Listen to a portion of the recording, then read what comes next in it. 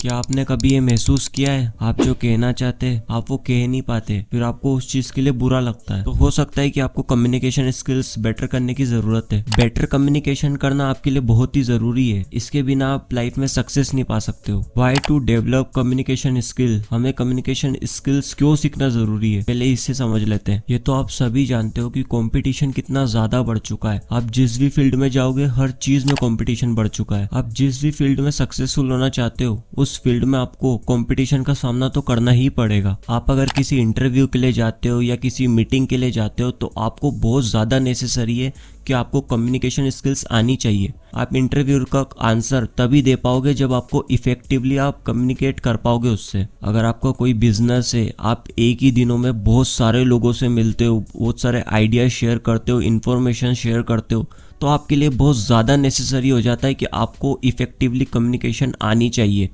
क्योंकि आप अगर ये सोचते हो कि मैं जो भी कहना चाह रहा हूँ वो सामने वाले पर्सन को 100% जो मैं कहना चाहता हूँ वो उसे पता चल जाए। अगर आप ये चाहते हो कि जो मैं आइडिया शेयर कर रहा हूँ या जो भी इंफॉर्मेशन शेयर कर रहा हूँ सामने वाले पर्सन को, तो 100% वैसा ही वो उसके दिमाग में वो चला जाए, तो उसके लिए आपको इफेक्टिवली कम्युनिकेट करना आना चाहिए। ये बहुत ही ज़्यादा ज़रूरी है।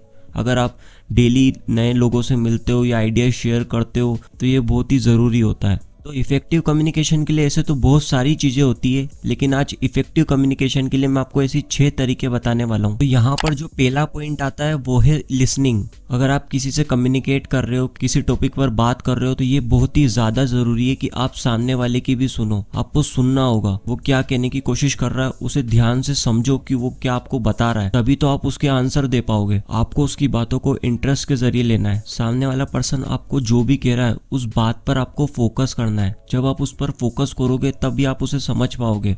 जितना आप उसे सुनोगे उतना ही बेटर आप उसे आंसर कर पाओगे। फिर फोकस करने के लिए आप न्यूज़ भी पढ़ सकते हो या फिर म्यूजिक भी सुन सकते हो।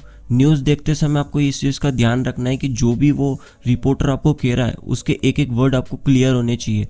जैसे जैसे आप प्रैक्टिस करोगे इस चीज़ की आप बेटर होते जाओगे। और लिसनिंग आपकी तभी बेटर हो पाएगी जब तक आप सुनने की आदत नहीं डालोगे। हो सकता है कि शुरू में कुछ गलतियां हो, लेकिन आपको उस पर ध्यान नहीं देना है, बस आपको अपनी लिसनिंग पर ध्यान देना है। यहाँ पर जो हमारी सेकंड चीज आती है वो है बॉडी लैंग्वेज। इफेक्टिव कम्युनिकेट करने के लिए आपको बॉडी लैंग्वेज आनी भी बहुत ही जरूरी है। अगर आप किसी से बात कर रहे हो तो आपका जो बॉडी पोस्चर है और आपकी जो हाथों की स्टाइल है ये भी बहुत ज्यादा डिपेंड करती है कि आपका इंप्रेशन क्या पड़ेगा सामने वाले के ऊपर। बॉडी लैंग्वेज एक नॉन वर्बल कम्युनिकेशन है जिसमें आप सामने वाले पर्सन को बिना बोले ही आप अपनी बॉडी से उसे आंसर कर देते हो। आप सामने वाले पर्सन के बारे में इजीली जान सकते हो अगर आप उसके बॉडी पोस्चर को देख लो तो। अगर आप अपनी कम्युनिकेशन स्किल्स को बेटर करना चाहते हो तो ये बहुत ज़रूरी है कि आप अपनी बॉडी लैंग्वेज को भी सुधारो।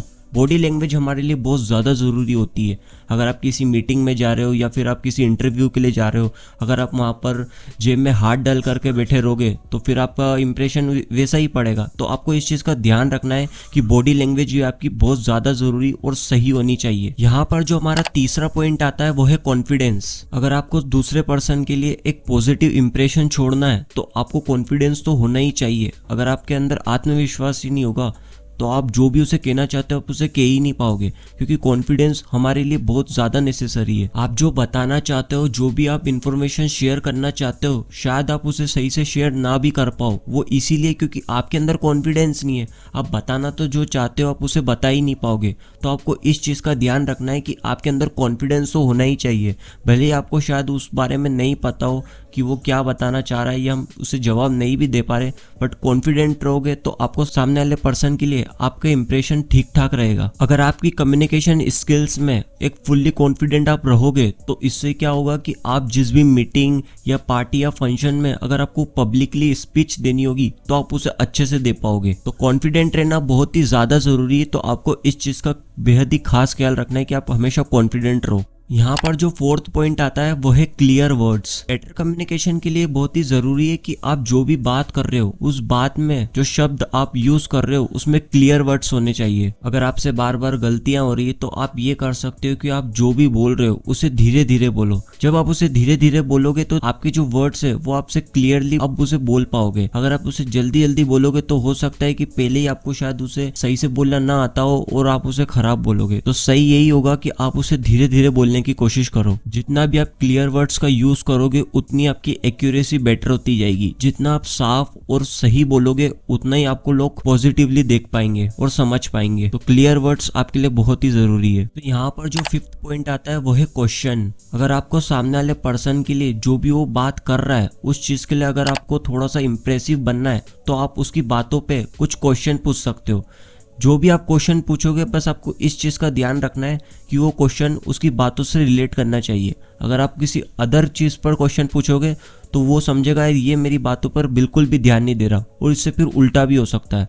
तो वो जो भी बोल रहा है आपको उससे क्वेश्चन पूछना है।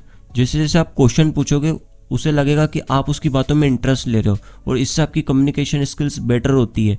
अगर आप कहीं पर फंस जाते हो, अगर आपको समझ नहीं आता क्या बोलना है, तो आप क्वेश्चन पूछ सकते हो। ये बहुत ही बेटर तरीका होता है कम्युनिकेशन स्किल्स का। यहाँ पर जो हमारा 6th पॉइंट आता है वो है आई कांटेक्ट। जब हम किसी से बात करते हैं और बात करते समय जब हम आई कांटेक्ट बनाते हैं तो हमारी सिंसियरिटी और इंटरेस्ट दिखाई देता है। आई कांटेक्ट बनाने से हमारे इमोशन साफ साफ सामने वाले को दिखाई देते हैं, जिससे वो हमारी बातों को और सही से समझ पाता है। आई कांटेक्ट बनाने का एक और बेनिफिट ये भी होता है कि आप उससे और ज्यादा कॉन्फिडेंट होते हो, क्योंकि आप जब सामने वाले की आंखों में देखकर बात करते हो तो उससे आपकी कॉन्फिडेंस लेवल और ज्यादा बढ़ती है। इफेक्टिव कम्युनिकेशन के लिए ये बहुत ही ज्यादा जरूरी होता है कि आपके चेहरे पर एक स्माइल रहे, और जिस किसी से भी आप बात कर रहे हैं उसके लिए आपकी आई कांटेक्ट बिल्कुल सही रहे। सो गाइज, अगर आपको ये वीडियो पसंद आई तो लाइक कर सकते हैं, सब्सक्राइब कर सकते हैं। Thanks for watching this video.